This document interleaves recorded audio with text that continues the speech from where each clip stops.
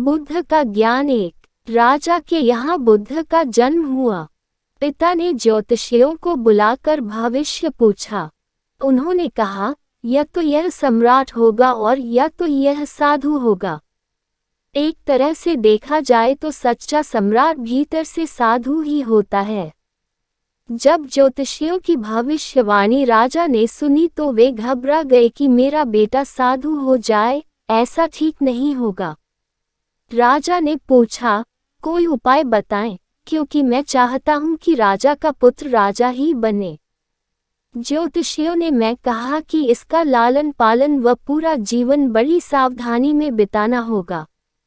अर्थात आपका पुत्र सिद्धार्थ कभी किसी बूढ़े व्यक्ति को न देखे, कभी किसी बीमार व्यक्ति को न देखे और कभी किसी मरे हुए व्यक्ति को न देखे। जब तक ऐसा होगा तब तक वे राजा ही बने रहेंगे, अगर ऐसा नहीं हुआ तो वे साधु बन जाएंगे। राजा शुद्धोधन ने अपने पुत्र सिद्धार्थ के लिए बढ़िया से बढ़िया, बड़े बड़े महल, अच्छे से अच्छा भोजन, दास दासियां और खाने पीने के सामान आदि वस्तुओं के ढेर लगा दिए।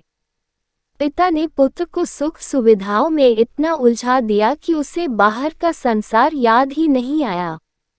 शुद्धोधन ने समझ लिया कि अब इतने सुखों के आगे साधु बनने का प्रश्न ही उपस्थित नहीं होता। वे निश्चिंत हो गए। राजा शुद्धोधन ने बिल्कुल पक्की व्यवस्था कर रखी थी कि उनका पुत्र सिद्धार्थ जीवन में कभी भी वृद्ध, बीमार और मृतक व्यक्ति को देख न सके, क्योंकि वे अपने पुत्र को खोना नहीं चाहते थे। सिद्धार्थ का जीवन ऐश्वर्य और सुख सुविधाओं में बीत रहा था। उनके जवान होने पर एक सुंदर कन्या यशोधरा से उनका विवाह हो गया। विवाह हो जाने पर शुद्धोधन की आधी चिंता मिट गई। अब तो शादी हो गई, अब कहाँ जाएगा? अब तो मेरा पुत्र बंधन में बंध गया है, अब उसके कहीं जाने का सवाल ही नहीं उठता। 1 वर्ष बाद बेटे का भी जन्म हो गया। उसका नाम राहुल रखा गया। अब राजा शुद्धोधन को बिल्कुल पक्का विश्वास हो गया कि अब यह कहीं नहीं जा सकता। एक दिन सिद्धार्थ ने कहा कि पिताजी, आज तक मैंने कभी अपनी राजधानी नहीं देखी, आपकी आज्ञा हो तो आज देख आऊं। राजा ने कहा, हाँ, अवश्य जाओ, अपना शहर देख कर आओ। एक सारथी को भी साथ में भेजा गया कि जाओ राजकुमार को राजधानी घुमा फिरा कर लाओ। फिर भी राजा ने चाक चौबंद इंतजाम कर रखा था कि कहीं चूक न हो जाए।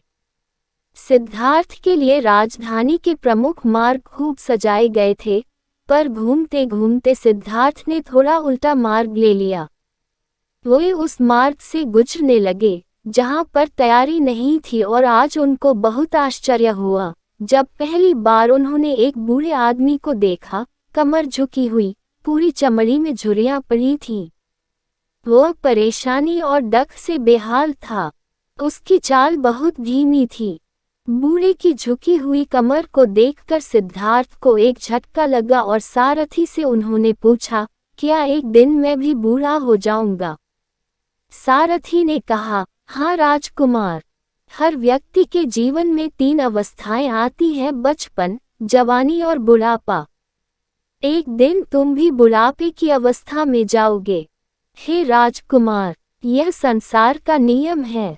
चाहे गरीब हो या अमीर, सबका शरीर शिथिल अर्थात बूढ़ा होता है।